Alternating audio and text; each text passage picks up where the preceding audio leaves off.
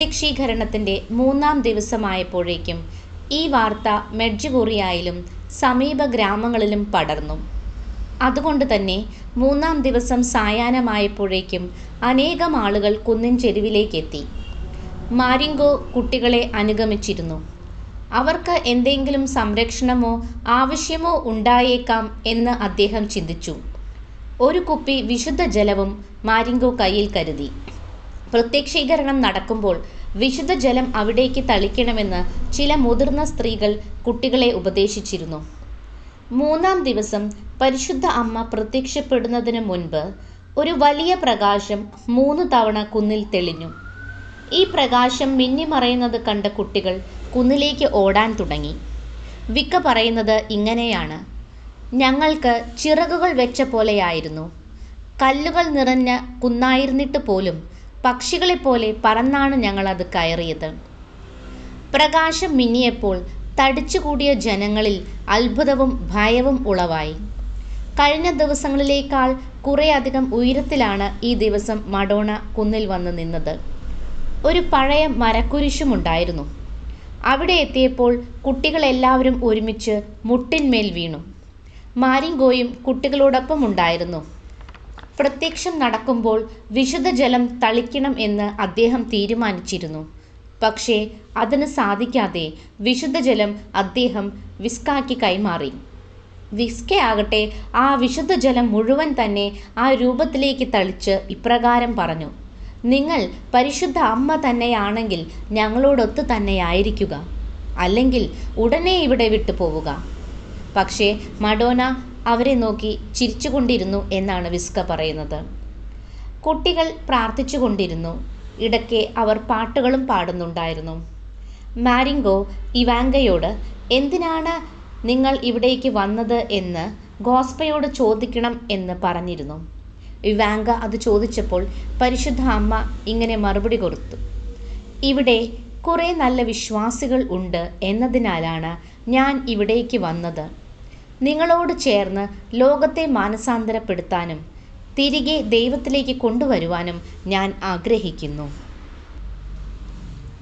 3-ാം ദിവസം മിഷണറീസ് പരിശുദ്ധ അമ്മയോട് കുറേശ്ശെയായി ചോദ്യങ്ങൾ ചോദിക്കാൻ തുടങ്ങി. മിറിയാന ചോദിച്ചു: അങ്ങ് ആരാണ്? ഉത്തരം കിട്ടിയത് ഇങ്ങനെ: I am the blessed Virgin Mary. ഞാൻ പരിശുദ്ധ കന്യകാ മറിയം ആണ്. അങ്ങ് എന്തിനാണ് ഞങ്ങളുടെ അടുത്തേക്ക് വന്നത്? ഞങ്ങൾ മറ്റുള്ളവരെക്കാൾ നല്ലവരൊന്നും അല്ലല്ലോ എന്ന് ചോദിച്ചപ്പോൾ ഏറ്റവും നല്ലവരെ മാത്രമല്ല ഞാൻ തിരഞ്ഞെടുക്കുക എന്നായിരുന്നു മഡോണയുടെ മറുപടി. ഇവാങ്കയ്ക്കാകട്ടെ അപ്പോഴും തൻ്റെ മരിച്ചുപോയ അമ്മയെക്കുറിച്ച് തന്നെയായിരുന്നു അറിയേണ്ടത്. ഇവാങ്കയുടെ അമ്മ ആശുപത്രിയിൽ വച്ചാണ് മരണമടഞ്ഞത്. അതുകൊണ്ട് തന്നെ അവസാനമായി ഒന്ന് സംസാരിക്കുവാൻ ഇവാങ്കയ്ക്ക് സാധിച്ചിരുന്നില്ല. അമ്മയ്ക്ക് അവസാനമായി തന്നോട് എന്തെങ്കിലും പറയാനുണ്ടായിരുന്നോ എന്ന് ഇവാങ്ക പരിശുദ്ധ അമ്മയോട് ചോദിച്ചു. അപ്പോൾ അമ്മ ഉത്തരം കൊടുത്തു: നിന്റെ അമ്മൂമ്മയെ അനുസരിക്കുക, അവർക്ക് പ്രായമായി, അവരെ സഹായിക്കുക. പക്ഷേ മരിയ ചോദിച്ച ചോദ്യം വളരെ വിചിത്രമായിരുന്നു.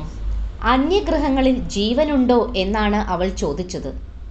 അത് നീ അറിയേണ്ടതില്ല എന്നാണ് മഡോണ അവളോട് ഉത്തരം പറഞ്ഞത്.